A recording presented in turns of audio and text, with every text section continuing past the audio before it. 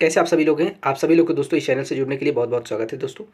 जैसा कि आप सभी लोग जानते हैं कि हम लोग डेली बेसिस पे इस चैनल पे करंट अफेयर्स को डिस्कस करते हैं, यानी हाल फिलहाल में जो घटनाएं घटी हुई होती थी दोस्तों, उस पर हम लोग चर्चा करने का काम करते हैं, उस पर हम लोग बात करने का प्रयास करते हैं। दोस्तों कहा जा रहा है कि हाल फिलहाल में आपने देखा होगा, आप सभी को मालूम होगा दोस्तों कि राम मंदिर बनने के बाद वहाँ प्राण प्रतिष्ठा का आयोजन किया गया था दोस्तों। उसमें पूजा अर्चना की गई थी। वहाँ पे राम लल्ला की मूर्ति का एक तरीके से कह सकते हैं इस्टेब्लिश किया गया था, उनको बैठाने का काम किया गया था दोस्तों वहाँ पे। तो उसको लेकर कहा जा रहा है दोस्तों कि राहुल गांधी द्वारा एक टिप्पणी की गई है दोस्तों, जिन पे उनके द्वारा कहा गया है कि जो वहाँ प्राण प्रतिष्ठा हुआ, उन्होंने आरोप लगाते हुए कहा दोस्तों कि उस जो प्राण प्रतिष्ठा में जितने भी लोग शामिल थे दोस्तों, उसमें कहा जा रहा है इनके द्वारा कि सिर्फ अमीर लोग शामिल थे, अमीर लोग को ही एक तरीके से स्वागत किया गया दोस्तों। यानी कि जो गरीब थे, जो मजदूर थे, यानी जो पिछड़े थे दोस्तों, उनको सम्मान के तौर पे नहीं देखा गया है, ऐसा इनके द्वारा आरोप लगाया गया है दोस्तों। अब इनके आरोप लगाने के बाद प्रतिक्रियाएं किस प्रकार से आई है बीजेपी सरकारों को दोस्तों, बीजेपी नेताओं ने क्या प्रतिक्रिया दी है और संतों के द्वारा किस तरीके के बात कहे गए हैं दोस्तों, इस पे हम जान लेते हैं, एक नज़र डालते हैं कि किसने किस तरीके की प्रतिक्रियाएं दी है दोस्तों। आइए इसके बारे में हम डिटेल में हम बात कर लेते हैं। प्राण प्रतिष्ठा पर राहुल गांधी द्वारा कहा गया कि नाच गाने वाली टिप्पणी पर बुरे फंसे राहुल गांधी, संत समाज ने जताया है रोष दोस्तों।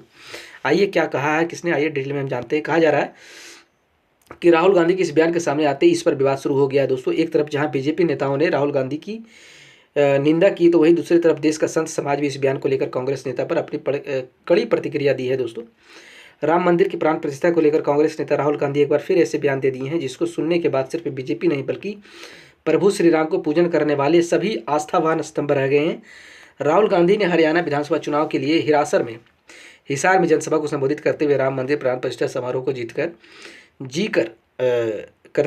करते हुए उसे नाच गाने का कार्यक्रम बताया था दोस्तों। राहुल गांधी के इस बयान के सामने आते इस पर विवाद शुरू हो गया था दोस्तों। एक तरफ जहां बीजेपी नेताओं ने राहुल गांधी की निंदा की है, तो वहीं दूसरी तरफ देश का संत समाज भी इस बयान को लेकर कांग्रेस नेता पर अपनी कड़ी प्रतिक्रियाएं दी है दोस्तों। राहुल गांधी के बयान को साधु संतों ने बताया अज्ञानता का कारण दोस्तों। हाँ, ये इसके बारे में जानते हैं। कहा जा रहा है प्राण प्रतिष्ठा समारोह को लेकर राहुल गांधी द्वारा किए गए इस विवादित बयान के सामने आते ही अयोध्या, काशी से लेकर देश भर के साधु संतों ने इस बयान पर अपनी कड़ी प्रतिक्रियाएं दी है दोस्तों।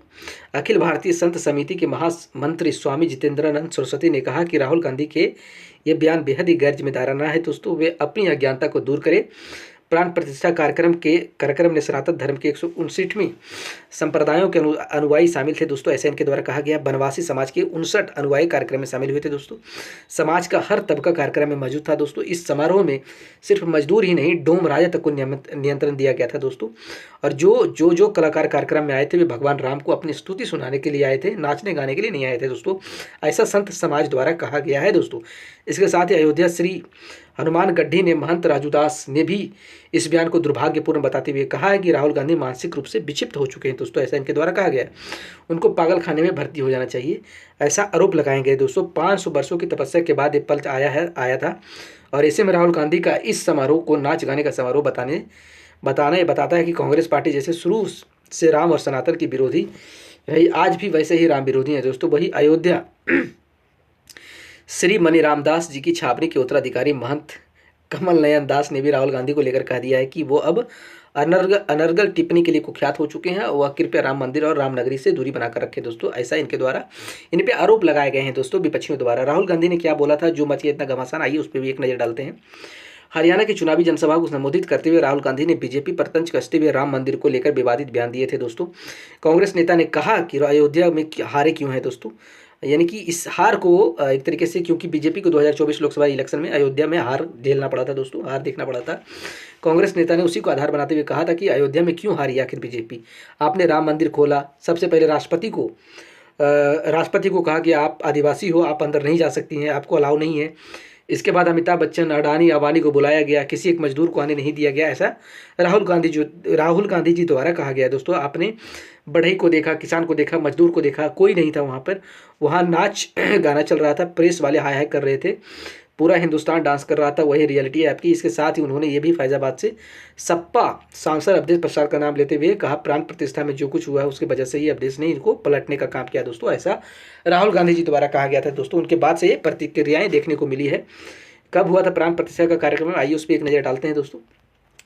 अयोध्या में भव्य नव्य दिव्य राम मंदिर बनने के बाद 22 जनवरी 2024 को विधि विधान से प्राण प्रतिष्ठा की पूजा संपन्न हुई थी। इस कार्यक्रम की साक्षी पूरी दुनिया बनी थी दोस्तों। ऐसे में अब राहुल गांधी के बयान पर कई सवाल उठ रहे हैं। क्या वे सच नहीं है कि श्री राम जन्मभूमि तीर्थ क्षेत्र ट्रस्ट ने समाज के हर वर्ग को आमंत्रित किया था?